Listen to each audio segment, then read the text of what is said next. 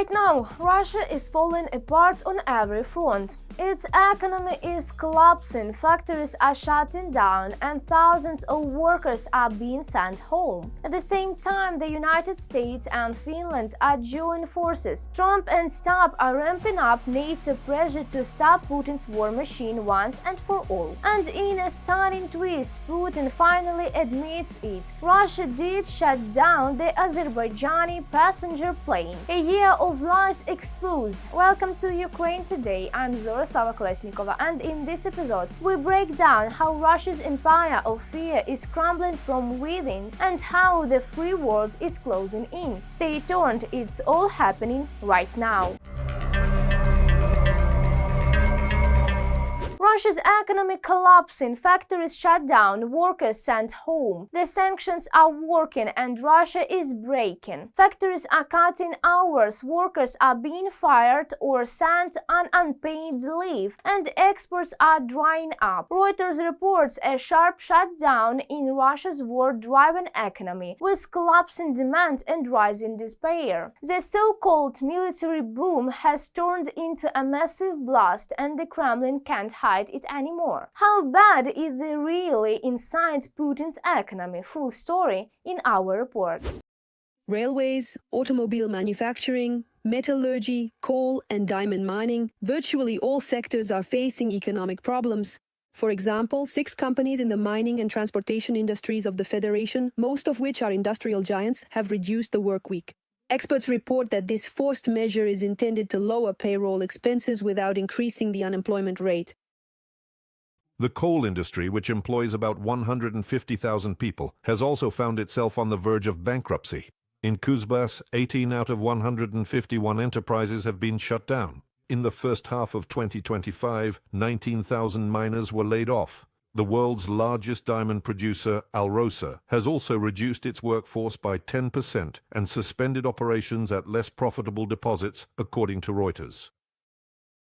There is a significant crisis in the wood processing industry. The company Sveza closed its plant in Tyumen due to a drop in demand for furniture. As a result, more than 300 people lost their jobs. Despite the fact that Russia is the 5th largest steel producer in the world, the government is considering a moratorium on bankruptcies in the industry.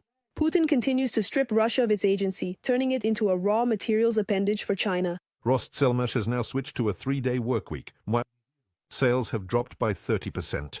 Production has been reduced to just 2,700 combines and 800 tractors. KAMAZ, a major truck manufacturer, truck sales plummet by 60%, leading to many employees being moved to part-time work. Avtovaz, another prominent automotive company, a 4-day workweek and has experienced a quarter drop in sales, even despite considerable government protectionism. Chinese brands are pushing out Russian ones. Metallurgy, cement production, and the extensive railway networks are massively moving people to reduced work weeks, effectively cutting their salaries by 20%. This is about hidden unemployment and the collapse of the civilian sectors of Russia's economy. Andrei Kovalenko, head of the Center for Countering Disinformation at the National Security and Defense Council of Ukraine, on Telegram. The aviation industry is another sore spot for the Kremlin. For example, the federal project aircraft and helicopter production has been allocated only 85.7 billion rubles for next year instead of 140, which is almost half of what was originally planned. Sanctions from international isolation and internal economic problems are putting Russia in a difficult position. Import substitution has failed, there are no spare parts for repairs or for operating aircraft, and purchasing new planes is virtually impossible. Mainly, what will be removed, taken out of this fleet, are old Soviet aircraft, planes built in the Soviet era, such as the An-24, An-26, and Yak-40. The problem is not that they are being retired. That's actually a good thing, because old planes that have reached the end of their service life, hopefully they won't keep extending it anymore, will finally be retired, and that stewardess will finally be laid to rest. But what will replace them? The plan was basically that we would quickly organize everything in 3 days, and then everyone would want to be friends with us again, and well, things would somehow get back on track, because purchases were being made. And now, frankly, there's nothing to replace them with. Russia is losing its significant key buyers in the global energy sector. For example, Turkey plans to increase its own gas production, as well as develop alternative LNG supply channels from the United States and Algeria. According to preliminary estimates, domestic natural gas production and liquefied natural gas imports under existing contracts will significantly increase from 15 to 26 billion cubic meters annually, commencing in the year 2028, Reuters reports. Thus, within 3 years, Ankara will cover half of its needs, depriving Russia and Iran of their main sales market. The United States will soon reduce its oil purchases from Moscow and New Delhi, said U.S. Treasury Secretary Scott Bessent. We have currently imposed a significant 25% tariff on India in connection with Russian oil. I think we will eventually see a noticeable shift in the balance, namely, they will start buying less Russian oil and more American oil. The fuel crisis in Russia is intensifying. For example, a major Novosibirsk chain has announced it is stopping sales of a 95 gasoline due to the halt in shipments from oil refineries. Regions are introducing limits on retail gasoline sales. Successful Ukrainian armed forces attacks on refineries have driven fuel and other petroleum product output down to multi-year lows. Since the beginning of August, Ukrainian forces have struck 28 Federation oil refineries. As a direct result, in October of 2025, oil processing volumes at Russian refineries experienced a significant fall by 10% compared to July, to just under 5 million barrels per day, according to the comprehensive data from Bloomberg. Yulia Granovskaya for Freedom TV channel. Every voice matters. Join our community, support independent journalism and help us bring you the truth from Ukraine. Become a member of Ukraine today. Join us now. US turns up the pressure. Trump and Finnish leader unite against Russia. The White House is downplaying nice. President Donald Trump has announced that the US is ramping up pressure on Russia, this time in full coordination with NATO. After failed attempts to reach peace with Putin, Trump met with Finland's President Alexander Stubb in the Oval Office to discuss defense spending and strategy for the alliance. What's next for NATO, and how far is the US ready to go to stop Russia's war in Ukraine? Full story in our report. Washington and its NATO allies are increasing pressure on Russia to end the war against Ukraine. US President Donald Trump stated this during a meeting with Finnish President Alexander Stubb. The head of the White House expects that the Ukrainian and Russian sides will hold negotiations in the near future. However, he reiterated that ending the Russian Federation's war against Ukraine is a very difficult issue. The president of Finland expressed hope that a peace agreement in Ukraine would be the next achievement of the Trump administration. In this context, he mentioned how, together with other European leaders, he met with the US president at the White House in August. We will continue to work. The last time I was here in the Oval Office was in August with other European leaders. We have made significant progress on security issues. I think you really pushed us Europeans not to buy oil and gas from Russia, which in my opinion was a very correct decision. Europe has just approved its 19th sanctions package. I think that right now, Russia is not in a very advantageous position, either economically or militarily. And I think that's because of the commitments we've made to Ukraine. So, day by day we're working on this. The meeting also discussed strengthening defense partnership within NATO and Finland's role in ensuring the security of the alliance's northern flank. For his part, the President of the United States, Donald Trump, even promised to help Finland in the event of an attack by Russia, although in his opinion, such aggression from the Russian Federation is unlikely. At the same time, he added that the Finnish army is one of the best. I would defend them. Yes, they are a NATO member, I would defend them. They are wonderful people. But I don't think that's going to happen. I don't think he will do it. Yes, I think the chances of that are very, very small. In turn, the president of Finland recalled his country's historical confrontation with Russia. That's about 30 military conflicts from the 8th century to the 20th. At the same time, Alexander Stubb emphasized that Finland is now among the most combat-ready countries in Europe and possesses strong defensive capabilities. He welcomed the further strengthening of the bloc countries' defense, in particular up to 5% of GDP, as initiated by the President of the United States. I think a more important component is the need to increase our defense spending and to enhance Europe's defense potential.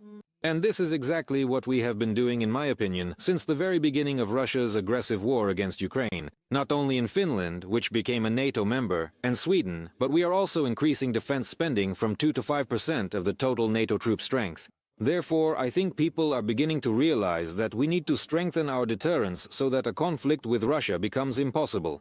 Analysts note that during Alexander Stubb's presidency, relations between Finland and the United States have noticeably strengthened. In a recent interview with the British newspaper The Guardian, the head of Finland stated that he views cooperation with Washington as strategic, especially in matters of defense, energy, and technology. During the meeting, Donald Trump and Alexander Stubb officially agreed on the construction of 11 icebreakers for the United States. Their total cost exceeds $6 billion. According to Trump, the icebreakers are vitally necessary to strengthen U.S. national security in the Arctic. Washington intends to deliver the first of them by 2028.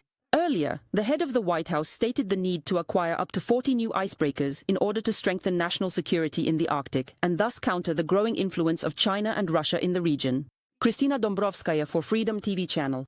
Putin admits Russia shut down Azerbaijani plane. Years of lies exposed. A shocking confession from the Kremlin. Vladimir Putin has finally admitted that a Russian air defense system shut down the Azerbaijani passenger plane over Grozny nearly a year after Moscow denied any responsibility. Despite clear evidence from Baku, Russia hid the truth, sparkling a deep crisis in relations with Azerbaijan. Now Russian authorities are targeting the Azerbaijani diaspora, fueling anger and distrust. Why did Putin confess now, and what does it mean for Russia's crumbling alliances? Full story in our report.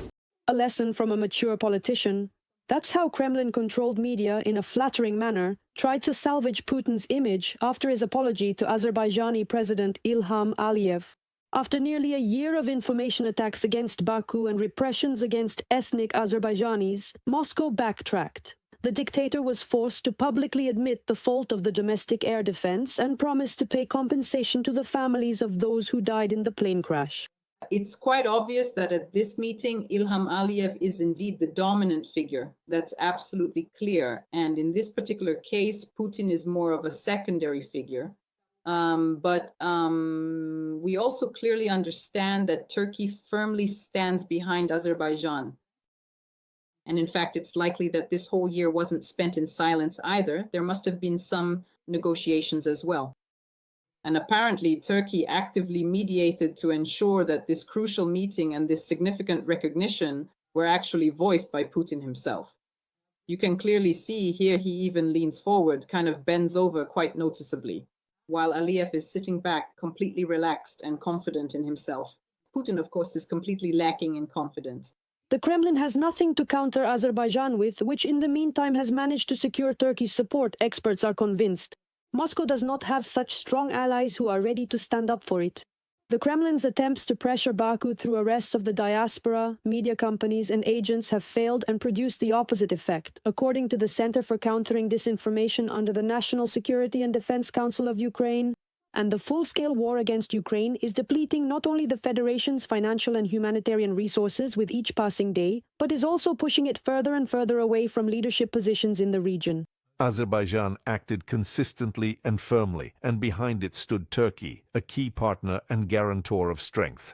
Putin's apology is not a diplomatic gesture, but a symbolic capitulation.